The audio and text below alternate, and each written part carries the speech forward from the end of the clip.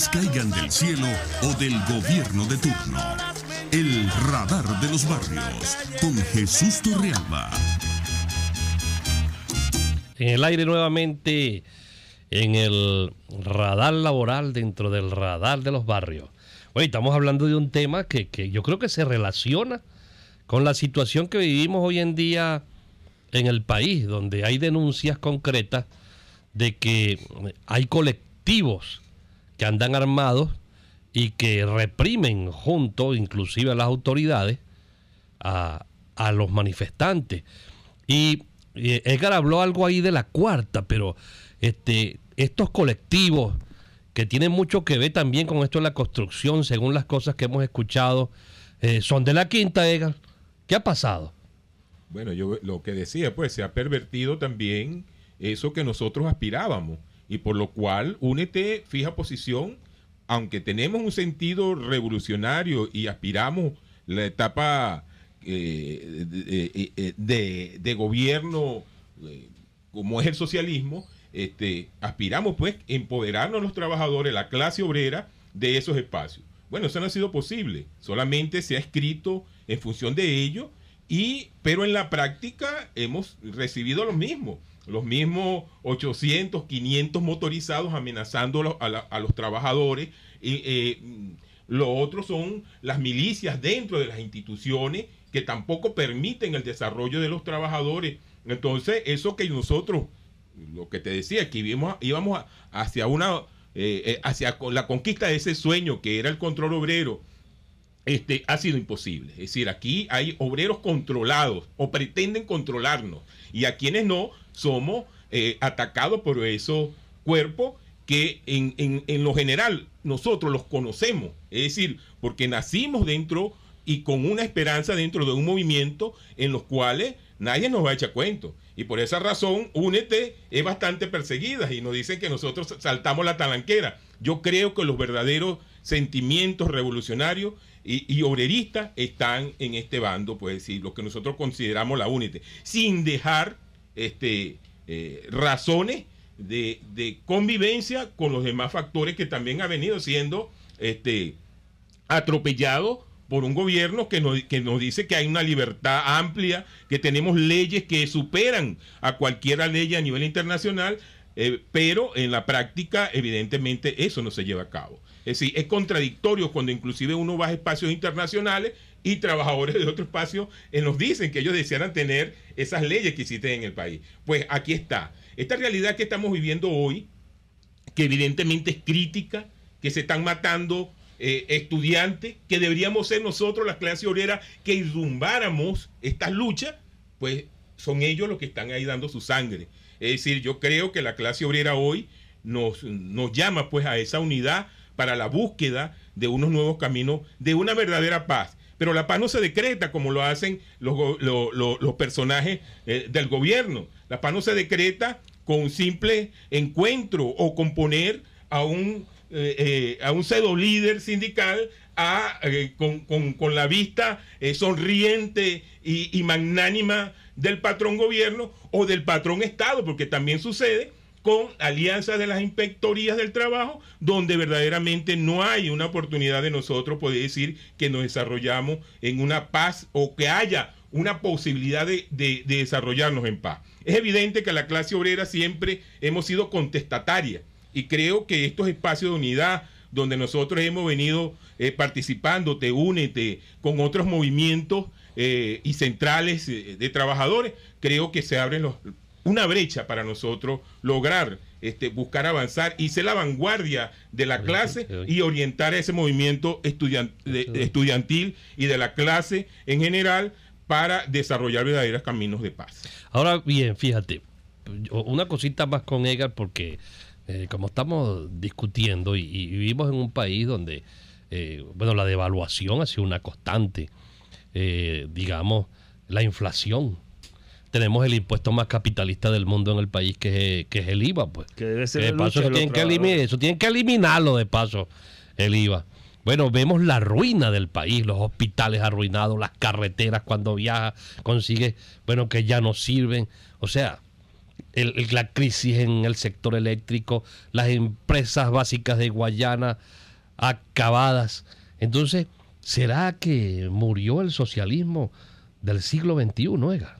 No, yo no creo. Yo creo que eso está en esperanza y está en esperanza de los trabajadores. Ahora bien, estamos retrospectando. Por eso decíamos que algunos nos acusan de que nosotros hemos saltado la talanquera, pero también decimos hacia dónde va este gobierno. Es decir, es verdaderamente se proyecta hacia un socialismo donde la base primordial y la ejecución son los trabajadores. ¿O es la clase la que hemos fallado en asumir ese rol y defender ese espacio? Entonces, es eso, ¿no? Evidentemente las pruebas están. Es decir, la devaluación, la inflación, las quiebras de algunas empresas, la inoperancia de una gerencia, eso indica que hay fracasos y que hay que reconocerlo. Y para la paz necesitamos reconocer eso e incorporar a todos los factores para poder desarrollar eso, que es lo que no ha ocurrido aquí. Bueno, Octavio, ¿y hay colectivos de verdad ahí en la construcción? Yo tengo que estar de acuerdo con Edgar en algunas partes y en algunas no. Edgar, eso es importante. Cuando no hay salud, no hay paz. Cuando hay hambre, no hay paz. Cuando un obrero tiene que pararse a las 3 de la mañana para ir a comprar un cemento, 2 sacos de cemento, no puede haber paz.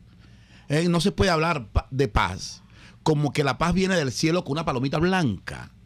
No, la paz no es sino el resultado de una sociedad que está tranquila porque trabaja segura, porque tiene su medicina, su salud, su educación y su vivienda. Es decir, progreso. Y su seguridad.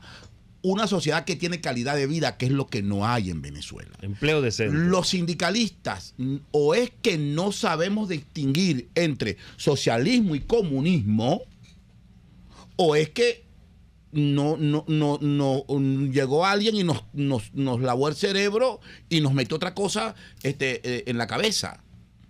Porque aquí no hay socialismo. Aquí lo que hay es comunismo, que lo han venido metiendo poco a poco, sí. Pero porque en Cuba la tarjeta de alimentación ya está instituida hace 50 años y es una vez al mes.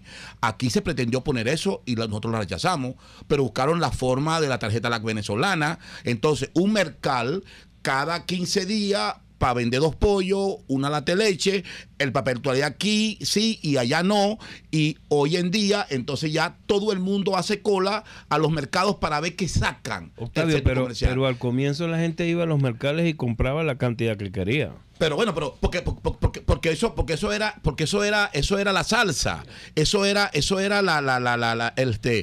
la miel, para que la gente fuera allí, para que después que se acostumbraran a su mercal, bueno, ya lo tenemos aquí, eso es lo que está pasando. Pero o sea, precisamente tú me estás dando más bien la razón. Ahora, ¿qué hacemos esto ni con es eso? comunismo, porque el comunismo es la etapa más avanzada de la sociedad, a mi entender, ¿no? De una sociedad que se autogestiona. Pero esto no es comunismo, ni siquiera se acerca al socialismo. Lo que pasa entonces lo que te estoy diciendo es que vamos a sincerar la situación, pues. Este es capitalismo puro o totalitarismo puro, donde un Estado todopoderoso se ha venido empoderando y silenciando a esta clase que reclama y va a seguir reclamando. Esto no puede ser capitalismo por lo siguiente, porque si fuera capitalismo, los reales de los venezolanos nacidos del petróleo estuvieran en Venezuela.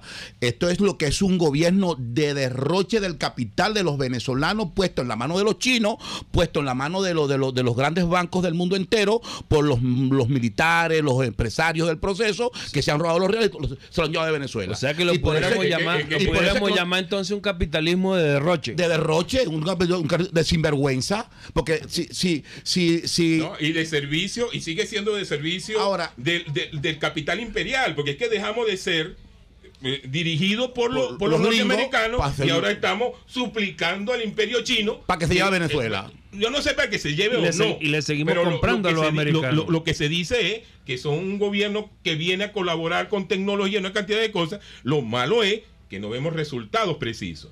Entonces yo creo que la clase tiene que buscar que verdaderamente avancemos en el sentido de que eso que nosotros llamábamos socialismo del siglo XXI, que era la mayor suma de felicidad posible, se genere. se genere. Pero para eso, desde el ángulo de los trabajadores, nosotros los sindicalistas, que somos sindicalistas de verdad, tenemos que hacernos de la responsabilidad y la seriedad que nos corresponde para entre todos en el centro de la mesa buscar un punto de encuentro, que es lo que no hemos podido ver en los últimos tiempos en la dirigencia sindical. Yo tengo que cuestionar mucho la MUT, porque lamentablemente la MUT no ha hecho la política adecuada, no ha hecho la agenda de país correspondiente, no ha podido enganchar a la sociedad venezolana.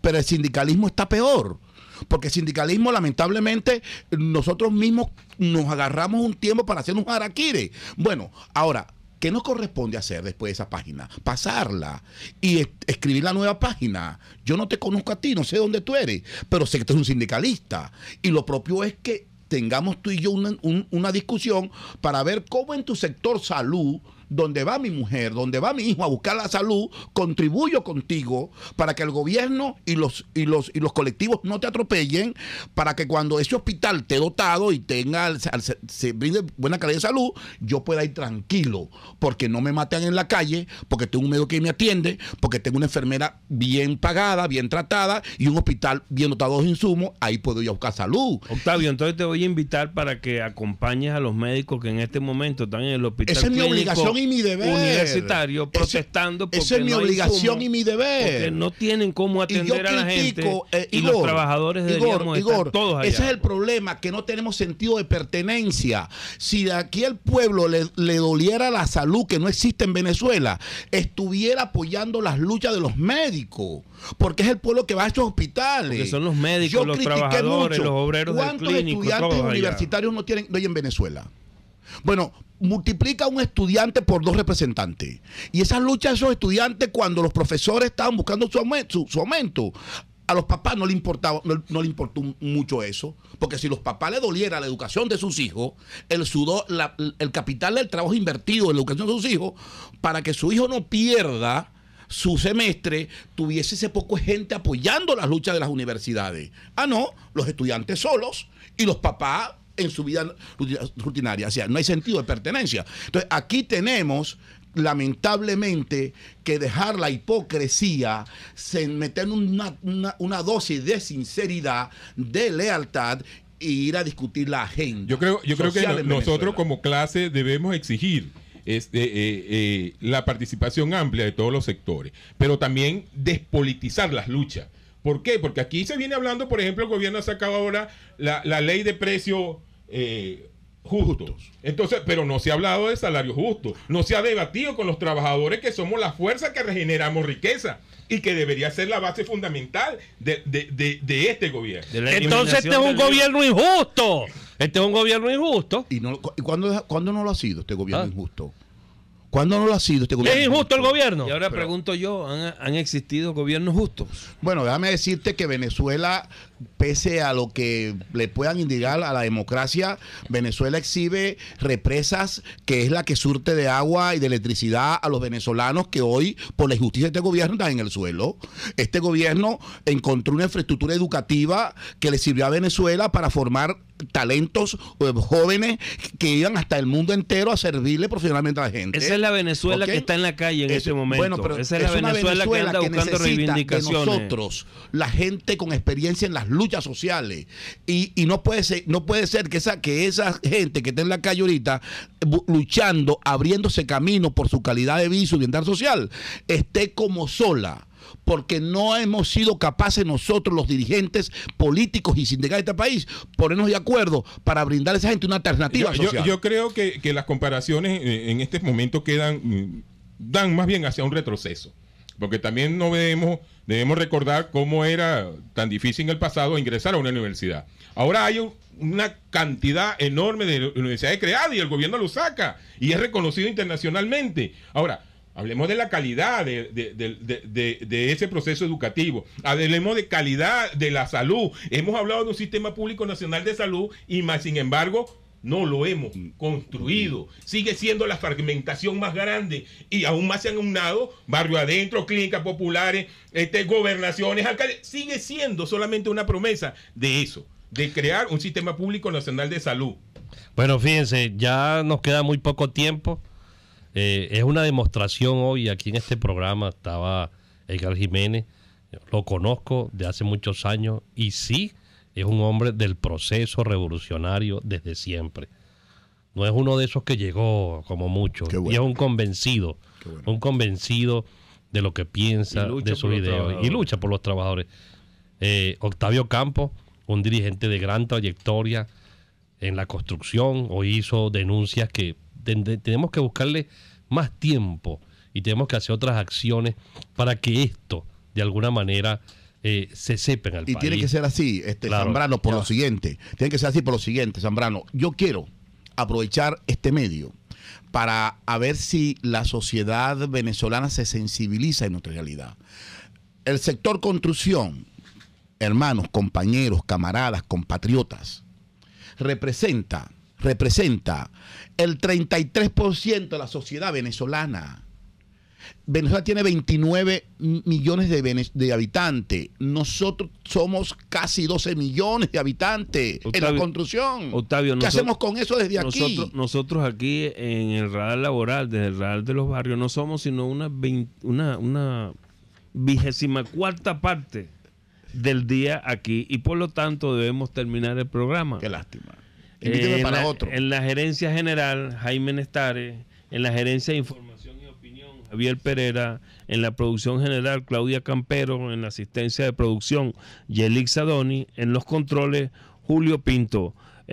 Pablo Zambrano y quien les habla, Igor Lira. Lo esperamos para el próximo viernes en el radar laboral, dentro del radar de los barrios.